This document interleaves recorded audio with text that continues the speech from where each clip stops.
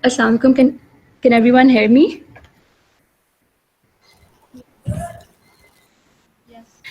All right. So I am Tareem, the founder of Cyber Allies, and thank you so much for joining us for this session. And this is the first session for content writing, and our mentor Ammaar will be joining us in just a minute.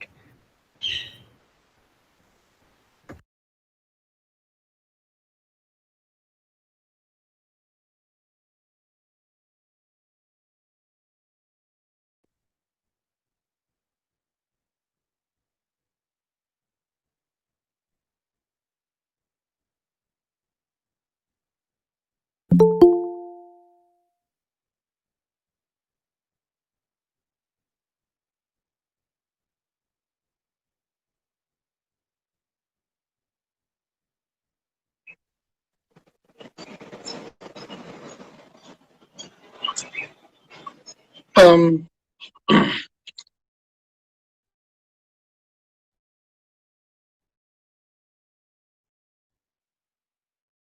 Music and cultural critic. I worked for the Daily Times newspaper as a columnist. I worked for the as a columnist. Worked for propaganda. I don't work for them anymore.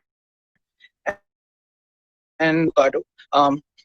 So there's a deep story behind the username reference, but yeah. So I'm a professional writer. Uh, okay, my voice is breaking. Thank you, Tareem, for letting me know. Um, is it clear now?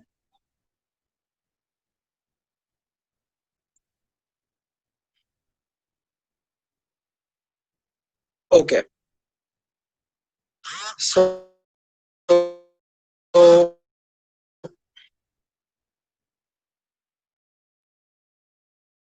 okay, Ji. Conversation will be regarding writing and poetry. If you have any questions, please send them in the Google Meeting chat. I want this to be an interactive session so that you guys can actually get something out of it instead of just me coming up and blabbering about how I'm a professional writer. So please, I would really appreciate if you guys ask questions and stuff. Um, I will begin by reciting a piece of mine. It's called On Resilience. It's a personal essay that I wrote. This personal essay was published in the Winter Tangerine Journal. Acha, I haven't spoken about my publications. So I've been featured in 16 international journals for my poems, for my personal essays, for I've also worked as an editor. I've been featured in 4 international anthologies for my poems. One of the most popular poems was Sharing Pizza with Your Friends. Very funny poem that was. But anyway, moving on. I will begin with this piece and then we will further discuss writing on resilience. Nowadays, there are talks about how resilience can be the only means to survival.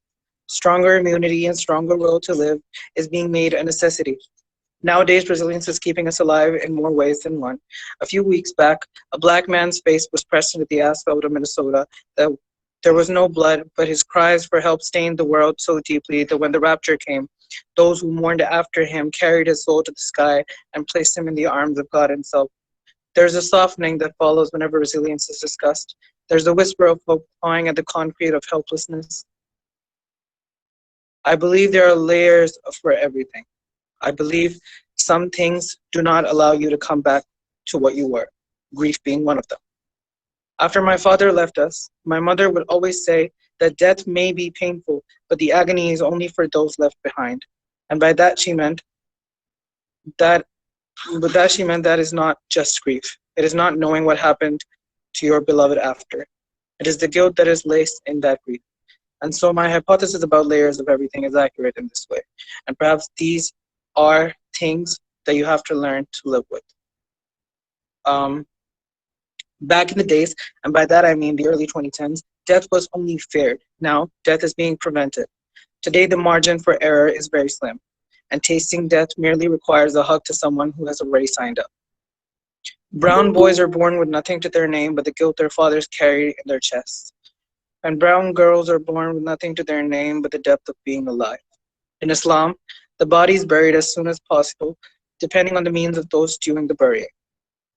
And on the time of death, the post-death ritual is simple and revolves largely around cleaning and then shrouding of the body in a white cloth before placing it in a closed and modest casket. The funeral service is short, as people come together to offer collective prayers for the forgiveness of the dead. After praying, we carry a body to the graveyard, where it must be placed in a grave angled in the direction of Makkah so that the body faces the holy city. According to Islamic law, the grave marker cannot be raised more than 12 inches above the ground, with no sprawling or dissident grave markers.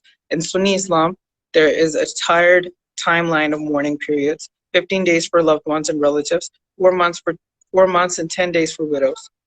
It is of course different for the subcontinent version of Islam. There are more rituals.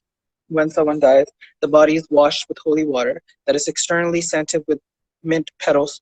The corpse is then wrapped in the assigned white cloth and then presented back to the family. By family, I mean where all the women are seated and men are not allowed. The men reserve their goodbyes for the actual time of the burial, when they cup their hands and shovel dirt over the concrete grave. When I was young, after 2 or so funerals,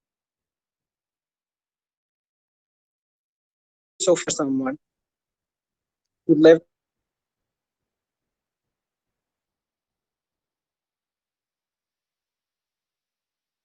their loved one to die. Imagine the grief of our grief, and instead to send them into the waiting arms of heaven, where they are not mourned but welcomed. Some endless sky where they sit and wait for everyone they've ever loved to join them, where the years feel like the mere passing of moments. But of course, there's another way of looking at this. Perhaps this can also be looked at as a way of grief to be celebrated, making people feel helpless knowing that there's nothing that can be done anymore. And that is a way for us to learn resilience. Perhaps today there is no funeral, so I'm not being reminded of how slow the clock can tick in honor of someone's living, how in the moment it feels as though the least one can do is pray this is the deceased into his heaven, hoping that there's a heaven that exists to begin with. If I die today, I will not have any goodbyes to take to my grave, and perhaps resilience will be demonstrated. But I will have achieved. So this is called On Resilience. This was a feature in the Winter Tangerine Journal. Um, anyway, this was in collaboration, by the way, with Trevor Freely. He is an Ohioan illustrator who illustrated the sign for me. He's a really cool guy. Um, Anywho, now let's talk about writing. This piece basically was right after the George Floyd case came into being, and how even though people knew how death was so common now, people were still going on the streets to fight for what they wanted, even though they didn't know they would live long enough to see their rights being met. It was an interesting time. Um, but let's not, let's not divert. Um, Writing is, so there's a saying in the Old Testament in the Bible that says, "In the beginning there was the Word, and the Word was Jesus." But in the beginning there was the Word, and so you can say that anything that ever comes into existence begins with it being written, and it's something that makes me at least feel very empowered, because it makes me feel like I'm doing something that is so externally strengthening and so pure. And writing is something like that. Writing is something like that. It makes you feel this special kind of um, power. You can make anything happen within writing. You can write someone to heaven, and you can write someone to hell, even if those people are not there yet. And so writing becomes this mechanism for imagination, and it becomes this um, description for consciousness. Consciousness is a very funny thing. Let's like Consciousness is something. Basically, consciousness is about senses, right? We have six senses, and so that fundamentally constructs our um, consciousness. Being is dependent on consciousness. I mean, we would exist, but without our consciousness, we won't notice anything. So we wouldn't even notice our own existence, which is something really interesting. Um, I started writing when I was 8 years old. I मेरे घर में एक आदत होती थी, मेरे वालिद साहब जो थे वो हमसे हमारी जर्नल लिखवाया करते थे. And before going to bed every night, he would ask us to write our journals. And because my dad used to write himself, but he ruled for himself. Um, and so we used to write our journals. And then so I started, that's where I started off with in terms of writing. And I started writing there. Um, soon after I started writing poems. And then there was this entire time, I don't know if you guys know about this, but there was this entire time in Lahore, jab Pakistan Poetry Slam ki ek wave chali thi, and everyone was participating in it. And I used to participate there. Um, I won a slam as well, so I have the bragging rights of calling myself a slam poet as well, which is really funny because it makes no sense. I'm really not in favor of slam poetry anymore because it makes poetry competitive and it makes you the measure the quality of art, which is something that I think is it's not even possible. It's an appalling doctrine if you ask me. But but the thing is, um, I'm just distracted a bit. So the thing is, so when I was participating in those poetry slams, so I was invited to, I think it was called, I think मुझे phase 5 की, I think it was LGS phase 5. वहाँ पे I was invited as a sacrificial poet for Pakistan Poetry Slam. I remember it was such a beautiful evening, and this is something that I want to focus on when I talk about writing. So writing, fundamentally, writers are a dying breed. It's not some writers are not very popular anymore. People that are writers are not good enough, or people who are writing right now only post those writings on social media, and they think that that's enough. But writing is beyond that. Writing is really strong. When you look at the lives of Manto Saab, or when you look at the life of Faiz Saab or Ghalib, these are people that actually went through the struggle. These are people that couldn't afford a meal, but could afford buying a pen and a paper to write something because it was cathartic for them. So writing was never an elite class profession. It was never an elite class passion. Um, it wasn't an elite class passion either. It was something that was it was not necessarily meant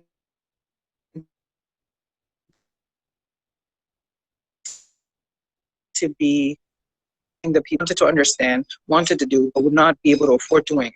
And which is why it was such a sacrifice to even write in those times. I mean, I was reading about Manto Saab the other day, and they said that when he was working in Lahore, when he moved to Lahore from Bombay, he used to go to a newspaper to write columns, and they only used to pay him 300 rupees. And Manto Saab used to get really pissed because he used to be like, "Mera kaam itna sasta nahi hai." But that's the only thing that people, tend could pay him, and so they did.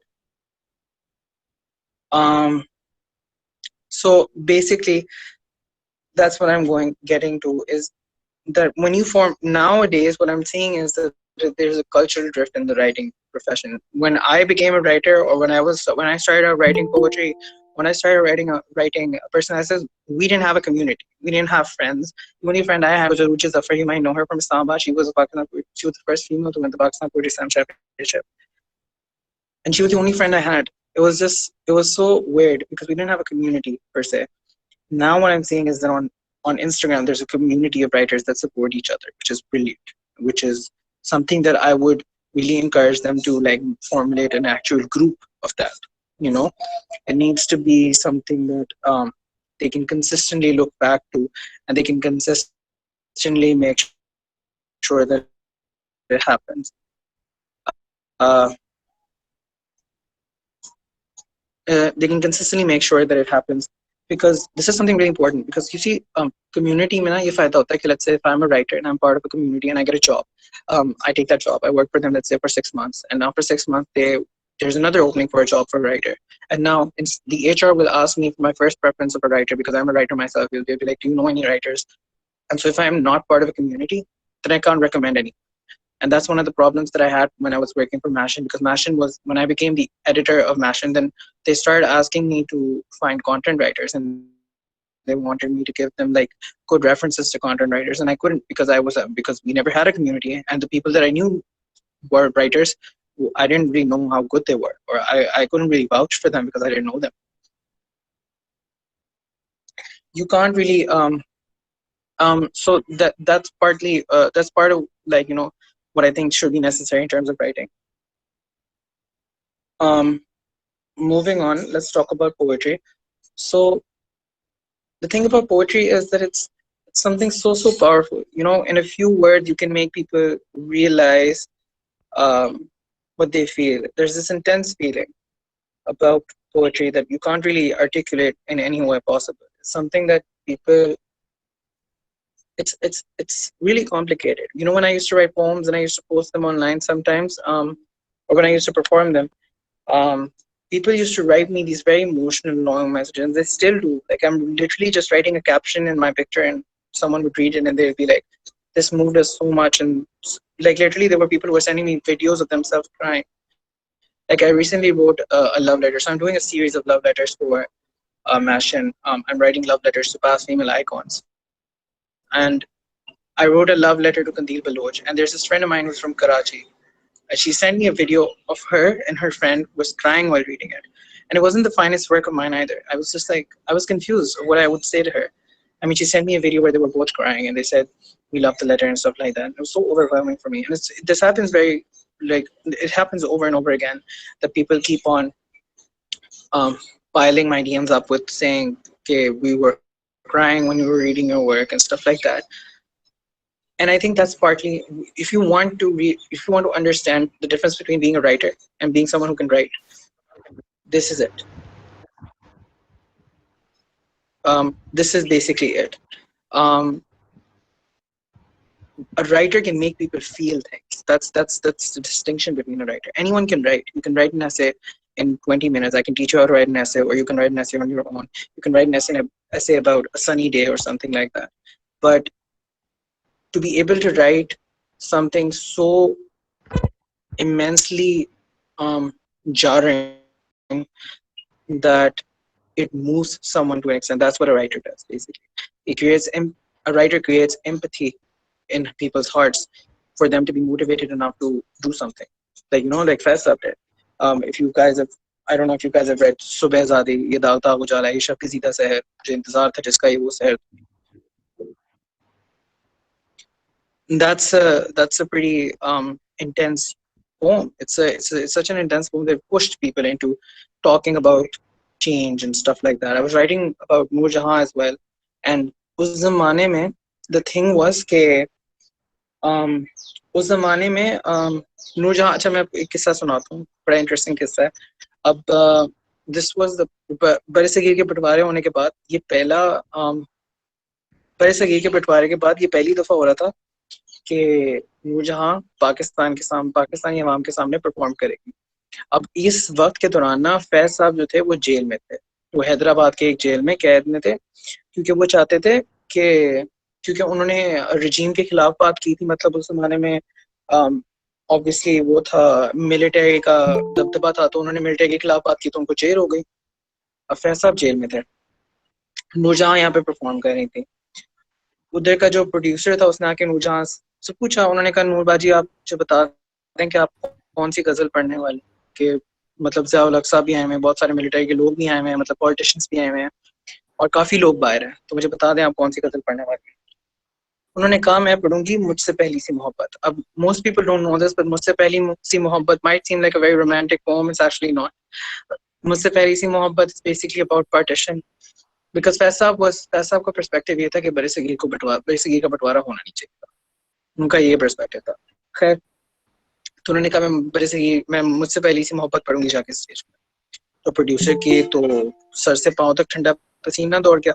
उसने कहा कि ये तो मतलब ये तो बड़ा, आप ये तो कर नहीं सकती हैं. मतलब बाहर लोग बैठे हैं, फैज साहब इतनी बड़ी कंस्पिरेसी का हिस्सा बने हुए हैं, वो लोग तो आपके जूते बरसा देंगे बाहर बैठे हुए लोग. And this is where, like, this is the point where I think I fell in love with Noor Jahan because of how brave she was. Noor Jahan was someone who was very open about her sexuality and everything, and she was the most bravest woman that I think ever walked in Pakistan, because she did not give a fuck. I apologize for using this language, but she did actually not give a fuck. अब क्या नूर जहां ने producer को कहा, जी मैं तो यही पढ़ूंगी वरना फिर मैं कुछ नहीं पढ़ूंगी. एंड खैर नूर जहां ने स्टेज पे उतरी, सांस भरी, और उन्होंने मुझसे पहली सी मोहब्बत पढ़नी शुरू कर दी. उन्होंने पहला मिसरा पढ़ा, मुझसे पहली सी मोहब्बत मेरे महबूब नमा, और सारी अवाम खामोश हो गई. मतलब they were shunned, they were so in shock कि नूरजहां ने क्या कर दिया. मतलब उसको पता नहीं है कि यहाँ पे मिलिट्री के लोग आके बैठे हुए हैं सब कुछ. اینڈ دیٹس اینڈ دوسرا مسا جیسے انہوں نے پڑھا میں نے سمجھا تھا کہ تو ہے تو طرف شاہ ہے تیرا غم ہے تو غم دہر کا جھگڑا کیا ہے. اسی پہ نور جہاں زندہ باد کے نعرے لگ گئے, پاکستان زندہ باد کے نعرے لگ گئے. عوام پاگل ہو گئی غزل سن کے, کیونکہ نور جہاں کی آواز اتنی سریلی تھی, خوبصورت آواز تھی کہ لوگوں کا دل بھر آیا. اور انہوں نے بالکل ہی نور جہاں کے نعرے لگا دی. کہتے ہیں لاہور میں الحم پوری مال روڈ پہ نور جہاں زندہ باد کے نعروں کی گونج تھی کہتے ہیں. اور کہا یہ بھی جاتا ہے کہ حیدرآباد کی جیل میں 14 لوگ ایک کمرے میں اکٹھے ہوئے تھے. ان 14 لوگوں میں سے ایک بندہ فیض تھا, فیض احمد فیض. اور انہوں نے وہ غزل ریڈیو پہ سنی, کیونکہ ریڈیو پاکستان اس ایونٹ کو کور کر رہا تھا, اور ریڈیو پاکستان پہ وہ غزل سنی. کہا یہ جاتا ہے کہ وہ دن ہے, اس دن کے بعد سے لے کے مجھ سے پہلی سے محبت کے بارے میں جب بھی فیض صاحب سے بات کی گئی تو وہ کہتے ہیں کہ میں اس غزل کا جو ہے نا سارا وہ جو کہتے ہیں نا کریڈٹ میں نور جہاں کو دیتا ہوں, کیونکہ اگر وہ اس دن اس غزل کو نہ پڑھتی تو آلسو when اقبال بانو سینگ ہم دیکھیں گے. یس, تب بھی ضیاء الحق کا دور تھا, اور اقبال انہوں نے موسیقی غزلیں اور ان چیزوں کو بین کر دیا تھا, موسیقی کو اور پوئٹری کو بین کیا ہوا تھا. Iqbal Bano was also very brave. اور مجھے that too I was reading about it and I wrote about that as well. Iqbal Bano پہ بھی میں نے لکھا تھا, I wrote a love letter to her. وہ بھی بہت انٹرسٹنگ اسٹوری ہے. اس that Iqbal Bano was so it was an event, فیس فیسٹیول ہوتا تھا, یہ بہت پرانا ہے فیس فیسٹیول, اور فیض صاحب کا انتقال ہو چکا ہوا تھا اس کے بعد. There is a lot of disturbance in the audio. If anyone has their microphone on, can you please turn it off? Yes, there is someone whose microphone is on, so please can you. اچھا خیر, تو face festival تھا ادھر, اقبال بانو کی performance تھی بہت مشہور. تب ہوتی تھی پروگریسو اسٹوڈنٹس کی موومنٹ ہوتی تھی, وہ باہر کھڑے ہوئے تھے کیونکہ انہوں نے ٹکٹیں نہیں خریدی فیس فیسٹیول کی. لیکن اقبال بانو کی پرفارمنس آنے والی تھی تو انہوں نے جھگڑا کیا. اور پھر جو فیض صاحب کے اپنے گھر کے لوگ تھے انہوں نے کہا کہ چلیں ان کو آنے دیں. اور کہتے ہیں کہ ہال 2 تھا جس کی کیپیسٹی واز 600 پیپل, اور وہ فلڈڈ تھا اقبال بانو کی پرفارمنس دیکھنے کے لیے. اور وہ سب آ کے بیٹھ کے جہاں پہ جس کو جگہ ملی, وہ 600 سے اوپر ہو گئے تھے, وہ فلڈڈ تھا. باہر کے لوگ جو زمینوں پہ بیٹھ, ان کو جو جگہ ملی وہ بیٹھ کے, اور وہ ارد گرد بیٹھ کے اسٹیج کے. خیر, جب وہ اسٹیج کے ارد گرد بیٹھ کے تو اقبال بانو نے پہلے 2-3 غزلیں پڑھی, کیونکہ اس وقت تو غزل پڑھنا ہی بہت بڑی کنسپیرسی کا حصہ بن جاتے ہیں, کیونکہ ضیاء الحق کا دور تھا, اس نے بین کیا ہوا تھا. وہ جب غزلیں ایک ایک غزل پڑھی تھی اس پہ بھی مسئلہ تھا, لیکن پھر انہوں نے فیض صاحب کی غزل پڑھ دی. فیض صاحب جو کنسپیرسی کا حصہ تھے, جو ان سب چیزوں کا حصہ تھے, انہوں نے ان کی غزل پڑھ دی. جو ضیاء الحق کے تو سب سے بڑے دشمن تھے وہ, انہوں نے ان کی غزل پڑھ دی. اور کہتے ہیں کہ جی پورا ہال میں شور مچ گیا, ہم دیکھیں گے. مطلب اس کی ایک آڈیو بھی ریکارڈڈ ہے آن یوٹیوب, کہ اس کے بیچ میں جب وہ ہم دیکھیں گے کی غزل پڑھ رہی تھی تو وہ دوسرے مصرع ختم کیا, اور انہوں نے ہم دیکھیں گے اور وہ کہہ کے ان کو خاموش ہونا پڑا, کیونکہ اتنا زیادہ شور ہو گیا تھا ہال میں. ہر بندہ ہم دیکھیں گے کہ نعرے بلند ہو گئے, ہم دیکھیں گے کہ نعرے بلند. اتنا خوبصورت منظر ہوا ہے لاہور میں. This is why Lahore is like known for the city of culture and art. It's because there have been such brave artists that have existed in this city. They've relished, they've made everything so beautiful. Iqbal Bano تو مطلب, Iqbal Bano originally Lahore سے نہیں تھی, وہ ملتان سے تھیں. اور ان کا ایک اور بھی قصہ ہے کہ جی وہ ملتان سے ایک دن لاہور آئی تھیں. ان کی ایک مووی میں ان کا ایک گانا چلنا تھا, الفت کی نئی منزل کو چلا, جب پہلی دفعہ کسی مووی میں ہوا تھا, میرا خیال ہے قاتل نام تھا مووی کا, اس مووی میں. اور وہ برقع پہن کے اندر آ گئی تھی. ان کو ڈر لگ رہا تھا کہ کوئی مجھے پہچان نہ لے, تو وہ برقع پہن کے اندر گئی تھی ریگل سنیما میں. ہاں, ریگل سنیما میں گئی تھی. ریگل سنیما میں جا کے انہوں نے برقع پہن کے اپنا گانا دیکھا, اور انہوں نے دیکھا کہ ہر بندہ جو ان کے پاس آڈینس سے پیچھے بیٹھا تھا وہ چیخیں مارنے لگ گیا, مطلب خوشی میں پاگل ہو گئے. وہ اتنی خوبصورت غزل پڑھی انہوں نے. تو these are things like these are things that make you fall in love with writing. Why do we write poetry? The question is like, why do we write, or why do we write poetry? Writers are important for society because they give meaning to everything. We define things for people. People wouldn't have known what love is until a writer wrote it. People didn't know what they're feeling until a writer wrote it. People didn't know grief until a writer wrote it. And so writing becomes this essential thing that needs to exist in society in order for us to be able to make meaning out of something. You know, there was this पता नहीं video में देख रहा था of this actor, I can't remember his name, and he said that we need things to survive. Money is something that we need to survive. A house, a family, people that we love, are people we need. These are things that we need to survive. But what are we surviving for? We're surviving for art. We're surviving for writing. We're surviving for poetry. And so this is one of the reasons why I'm so intensely in love with poetry and writing. Something that I can't really let go of. Um, and it's something that I really love doing. It's just generally like it's a very cathartic feeling if you've ever written. If you ever go to a therapist, the first thing that he tells you is to write what you feel. You know, they tell you to write what you feel. So um, there's that. Um, so try to write. I really encourage people to write because I think something that it's not just. I really don't want writers to be dead. And there's going to come a time, from where I can see it, there's going to come a time when everyone's going to quit writing because people don't pursue writing as a career. They only do writing for, let's say, a year or two, and they they get rid of their accounts and stuff and everything.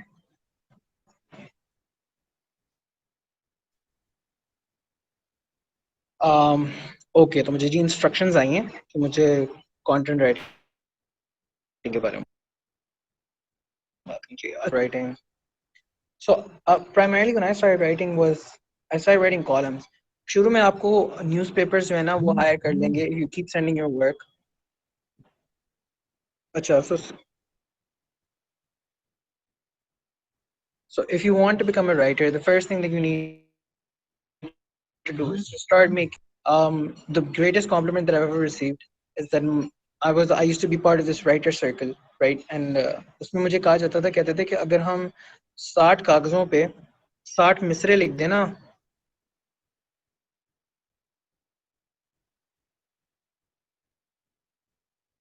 हम. And the thing is that I work craft really intensely. There's I've tried to understand writing more than I've tried to write generally.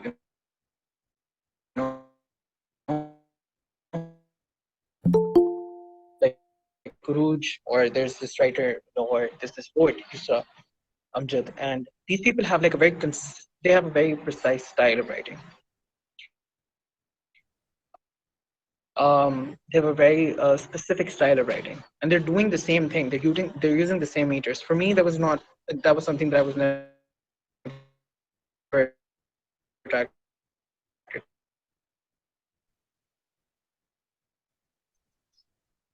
Okay, can you hear me now? Is it clear now? I'm going to turn this off and then let me. Hello. Okay, can you hear me now? Can you guys hear me? Okay.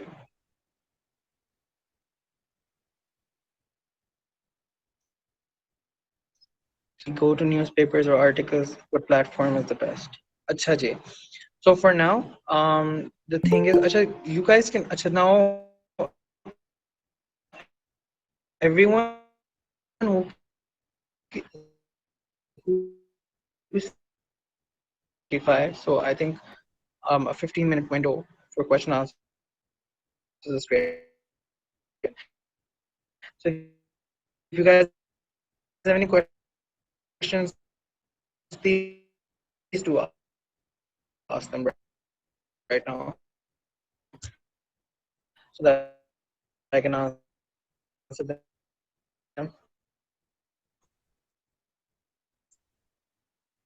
Work on your craft. Love your breaking.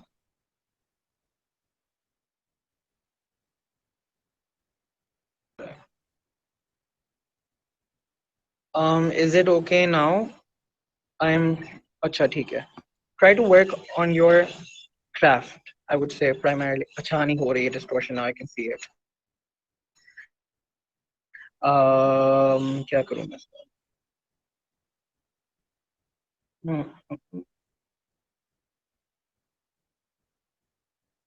अच्छा, it's okay now.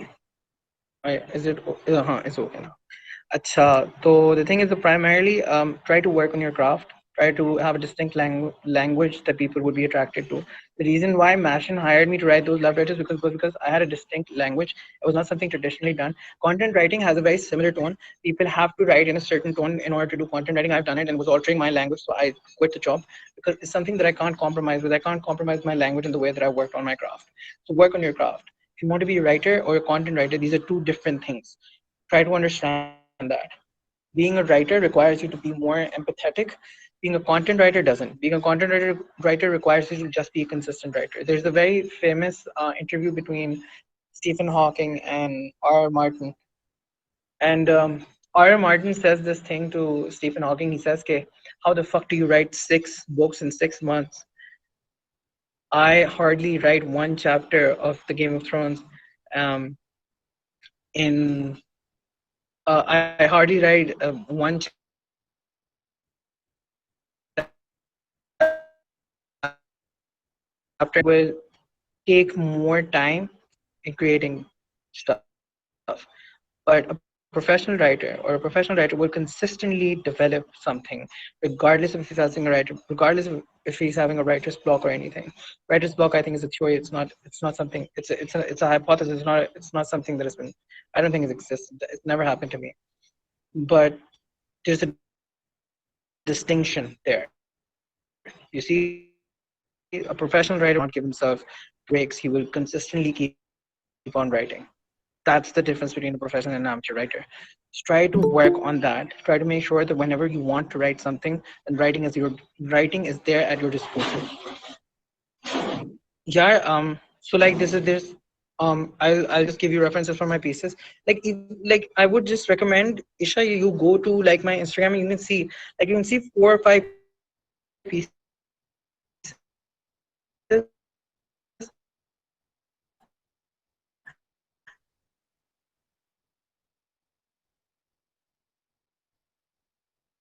follows whenever resilience is discussed. There's a whisper of hope clawing at the concrete of helplessness. There's a whisper of hope clawing at the concrete of helplessness. This is a very unique way of writing. I haven't heard that metaphor before. This is something that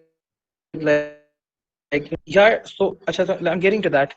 The thing is that for you to develop that language and for you to develop this very unique style of writing, you need to have peers. You need to have people that you like.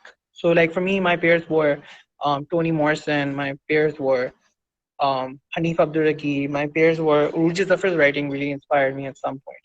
And so, writers that you want to be like, you need peers in order for this to happen. And it's really important for you to have peers, writers that you really look up to. You like, let's say, there's Pakistani writers mein dekh lete hain. I really like the works of Zulfikar Mannan. He's a very brilliant writer. Um, I like these. I had peers. I would read their work over and over again just to get the gist of what they're writing. You know. Um, So that's one thing. Try to develop pairs and then follow through with those pairs. And if you want to know how to develop a pair, like have one pair in the beginning. Whoever your favorite writer is, go into the acknowledgements. Whoever he's acknowledged, then start reading their work, and then you will develop this entire lineage of pairs. And this is something the poets do very often. It's something that when I became a poet, this is the first thing that I did. I started developing pairs. I started having a lineage of poets to follow through with. So try doing that. Um,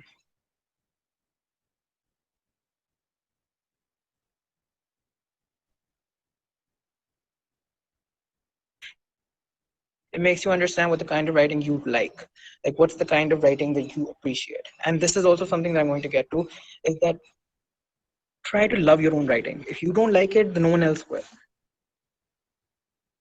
No one else will. I'm being very clear about this. No one else will like your writing unless you do.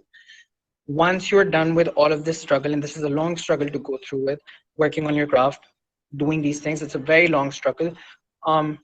This part is when it ends, that's when you start sending your work to others. Start by sending it to newspapers and stuff, because I think Daily Times, at least, it publishes writers that they find very unique and very good. I can even provide emails where you can send them. um, but like try you can Try doing that. Um, what else? Try submitting the journals. There will be. I can provide emails for that. I can hopefully provide you guys with some sort. Mashin accepts a lot of submissions. I recently someone who DM'd me asked me where to submit their work, and I told them to send it to Mashin, and I had my editor read it, my boss read it, and she liked it, and they were featuring her with loving your piece and wake up hating it. This is um no. See, a writer's relationship with his writing is something different.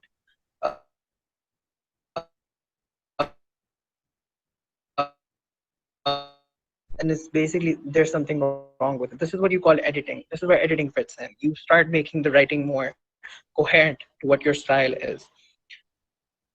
Write what comes to you. Don't write something just for the sake of writing. Write what you feel. When I write about love, see, I have a very, it's a very fucked up concept about love. I think that part of loving someone is to imagining a world without them. So whenever I write about love, and so conversations about someone's death, someone who's moved abroad or who I miss, these are conversations that I find very intimate and very romantic, more than anything else. And so I know it's a very poignant way of looking at things and a very like twisted way of viewing life, but it's something that I like. Love is something that you need to understand is going to be taken from you. It's not going to stay for you with you forever. It's going to be something that incessantly happens. It's not going to be consistent in any way. Um, so anyway, I'm not going to dwell into love. You can go to my Instagram and you'll find out everything about it. Can you also share the links, journal names, or stuff like Mashin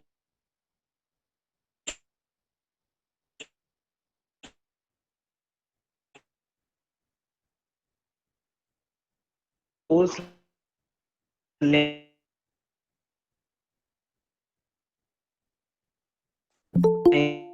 links, Tehreem, and maybe Tehreem will share them with you. अच्छा जी, तो मुझे पहले मैं question देखूं. I myself write poetry, but often find that poems unintentionally resemble someone else's work, even though I don't mean to. That's called contextualization. Basically, contextualization is that your writing gets influenced by other writers. This is what when you talk about pairs, this is what happens. Is like say if I'll develop a very unique style by reading Hanif Abdul Rakib and Toni Morrison. There will be a middle ground that I'll have to choose, and then that's what I will pursue as my writing style. That's okay. That's contextualization, by the way. You can Google it and you can read more about it. Also talk a little about the process of writing prose. Yeah, I am going to refer to you. There's this writer, Myra Asad. If you Google her name, she was an honorable mention for the Salam Wars. By far, in my life, I've never read any better prose than what she writes. She's currently, I think she's in LUMS. She's studying English literature, and we used to be really close, but it's been a while since we've talked to each other. But yeah, so writing prose is basically playing around with metaphors. It's very fun, honestly. I really find it very alluring. See, my personal essays are usually just like it's an extension to my poems. It's that's why they're like such strong lines in the middle. Is because basically for me and when I'm writing, it's like an extension to my poems. It's a longer version of my poem, and it becomes a personal essay at the end of the day. And so writing prose is also like playing around with these things. Writing prose is playing around with metaphors. I can make metaphors out of anything. Like, I can make a metaphor that someone's hair were like trees, like, like a tree. Like I could make a metaphor like I really love trees because they are grounded and they make me realize that there are places where you belong. This is a metaphor. I use the tree as a metaphor, and you can do this in prose, and it's really, really common that it happens. I would suggest you read Neil Gaiman. He's a fantasy writer, brilliant writer. Literally children's books भी उसकी पढ़ लो ना तो आपके goosebumps निकल आते हैं. इतना कमाल writer है वो. खैर, any other questions? Because I'm thinking of wrapping this up. Yes, but sometimes the process of making it natural, it ends up making no sense, and you don't really want to share it or anything. See, first of all, you need to understand whoever is on this like call. Try to understand. You cannot write for. The thing that pisses me off the most is when people write for audiences. You can't write for audiences. It's writing is. अच्छा मैं एक मिसाल देता हूँ. मेरे एक pair हैं, ठीक है, सईद अख्तर साहब. I don't know if you've heard about him. He's a famous all canvas painter of Pakistan. He was one of the famous painters in his times. उन्होंने मुझे मिसाल दी थी. वो स्मोकिंग अ सिगरेट, ठीक है. उन्होंने मुझे सिगरेट पीते हुए कहा, कहते ये जो सिगरेट है ना, this is like art. This is like writing. The purpose of this cigarette is to serve me. The purpose of the cigarette is not to just blow smoke. Do you get my point? Writing's purpose is to serve you primarily, not to serve others. If you are not convinced with the basis that you're writing and you're not honest with writing, no one else will like it because they're not coming from you. That's not you. You're writing it for an audience. This is what pisses me off. When I went to 55 Main last year and I judged a poetry event, and there were guys who were reading feminist poems, and I was like, you can't read about feminism. You don't know the oppression, and it's not your oppression to begin with. And so I warned them at the first day, in the first round, and in the second round they came up with a different poem. This is what pisses me off. You know why they wrote about feminism is because this was an entire time when a lot of guys were writing feminist poems, and it was because the audience gets engaged. You know, it's an engaging format to write about. A feminist poem is better than writing a poem about love, and it's something that's established. I don't know. It works. It just works, and it worked for them. Coming up with a topic to write my opinion is the biggest struggle. How do you think we can overcome that? What are you feeling right now? If you're feeling grief, if you're feeling sad, if you're feeling remorse, if you're feeling love, write about that. It's not you're making your brain is basically thinking of what you need to write to make sure that you get engagement and people like your work. Don't make let your brain do that. That's the wrong way of looking at writing. Like I said, writing is a noble profession. It's something that you need to primarily do to make sure that people survive. But you need to do it in your own way. You need to do it in your own way. At this point, it disowned me after what I've written. I've written so many bullshit, so much bullshit that it's like incomprehensible. But be honest with your writing. Faiz साहब का एक बहुत famous interview का एक part, छोटी सी clip है जो कि यूट्यूब पे है. वो कहते हैं लिखो वो जो हाल दिल पे गुजरती है. ऐसे ऊपर ऊपर से लिखने का कोई फायदा नहीं है. सही कहते हैं. Feel like in a contest or something, they give us a topic, we can always get on to that. It wouldn't be something I'm feeling about that particular topic. Then manipulate it, use it as a metaphor. That's the way of going about it. I'm actually against poetry slams and poetry events because of this, because they give you topics now. It's really appalling. It's really appalling. It's like writing a midterm essay. What about if my poetry is too direct? Is it okay, or do I do something to make it a bit indirect? If you're writing poetry that is direct, it's not something bad. It's actually your style of writing. But usually, what poets do, basically, the art of poetry is to hide behind the words, say things that you don't really mean, say things that people can manipulate otherwise. Do that. Try to do that. Can you read the name of the writer who you think is an amazing prose writer from Lums? Her name is Myra Asad. She's also part of, I think, the newspaper thing that Lums started. Shane Rahman says, how do you deal with the frustration of not being able to articulate your emotions in your poetry in the way you would have liked to? I use very simpler topics. So, अच्छा एक poem थी जिसको मैंने लिखा था. I wrote about my dog. ठीक है? And it goes something like, oh my small and anxious darlings, what it must be like to not know that the world you live in and love is not a world that keeps you alive. It's not a world that gives you hope. It's not a world that loves you back. And so this is the sort of Mahira Asad नहीं है, Myra Asad है. Maira and Asad. She's a very popular writer. She's from Nam. So try to read her work. अच्छा, so I was getting back to this. So let me articulate your emotions in your poetry in the way you would like to. It's not frustrating for me. So I write very simpler poems and I make them about something. Let's say, and this is an answer to the previous question as well, where someone said that there are now topics in poetry slams. This is how you can manipulate that. Let's say if like my topic is to write about pizza, I would make that pizza poem so interesting that would literally be about anything.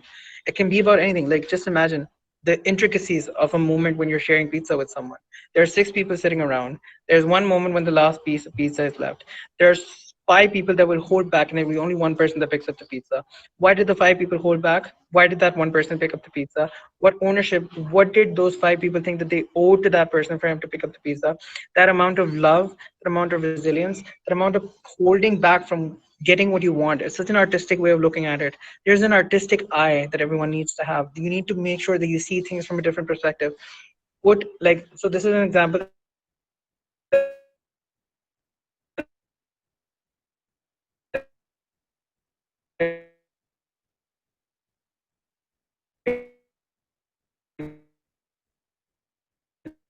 give all the time. Like in a glass bottle and then just rotate it around and look at it from every perspective. Approve of writing about something you haven't experienced yourself. This is a tricky question because part of writing is to write things that you don't know. That's explore them, understand them, and then write your own opinion. That's part of writing. Um, but I would say that it's better to write things that you know. I think that you have a better understanding of them. You're more experienced in that regard. You can write better in that perspective. Do share the details of her public platform if she has one. I think she has one. मुझे अभी याद नहीं आ रहा. But if you go to her profile, I think you can find her. मैं वो भी share कर दूंगा तहरीम के साथ. I will share with her, or you guys can follow her there. Um, is it important to have a personal connection to your writing or include an anecdote? It's not important to include an anecdote, but you need to have a personal connection with your writing because it's obviously your writing, so it needs to define you and what you feel about things. Part of being a writer is to have a unique perspective of things. You need to have a good perspective on it. I'm in a writing program, and my mentor told me if you want to write about something you haven't experienced, instead of copying a body, you can just watch the body. Instead of copying or occupying a body, you can just watch the body. अच्छा so this is a very deep conversation कि first person third person के perspective में आ जाता है. First person third person perspective में आ जाता है. This is also something that I was part of, but it doesn't work most of the time when you're writing about love or when, let's see, you're writing about a relationship or a breakup and you've never been in a relationship. It doesn't work for you. But there's something that I was also advised, and I think it doesn't work for me. At least for me, it doesn't work. You can like try experiences of everything, but I think it doesn't work for me because see, if I'm writing about Asma Sheikh is presenting. Acha. See, when you're writing about things like emotions, and you can't really, you can't be like write third person. It needs to be first person. You need to be able to experience it in order to talk about it. So it does work for me if I put my head into the other person's head or body. Um, it's still. I'm not sure about it. How can how can you put yourself in another person's body? It's like saying that I know what trauma you went through, and you don't. You can't really experience the trauma as it is. Um, you never know what the other person is going through, so you can't really put yourself in the other person's head. Um, how can I start writing on some particular platform? Start writing on Instagram, and Instagram is the hugest platform, it's the biggest platform you can get. To be very honest, it's literally everyone's writing over there. Try to build a community. I'm going to take one more question. I'm going to get off call because there's so many questions. Otherwise, it's been a privilege to be here. I'm really, really, really fortunate that I was invited by Cyber Allies. This is a really great initiative, and I think this is something that needs to happen. Whatever you learn about writing after this, please pay attention to the mentors because, well, I don't know most of the mentors. I don't really know most of them. I think I know. I really don't know any of the mentors. I know Noor. She's giving this session on photography. Pay attention to them. See, there's a part like I believe that if you invest in passion so much, um, when you're passionate about something, then you become an expert in it, and that's basically what you need to understand. Your passion will grow into something. You just need to give it time, and you need to let it breathe, and you need to keep on watering it. Keep on watering it. keep writing. Please don't let writing die. It's something that I really love and I won't be able to bear it. Thank you so much for this session of your time. Thank you so much. I'm going to get off call now. But thank you everyone for coming in. Thank you for asking questions, being so interactive. You guys are lovely. I hope to get in touch with you after this. If you have any questions, please hit me up on my Instagram. I will for sure reply to you guys. Thank you.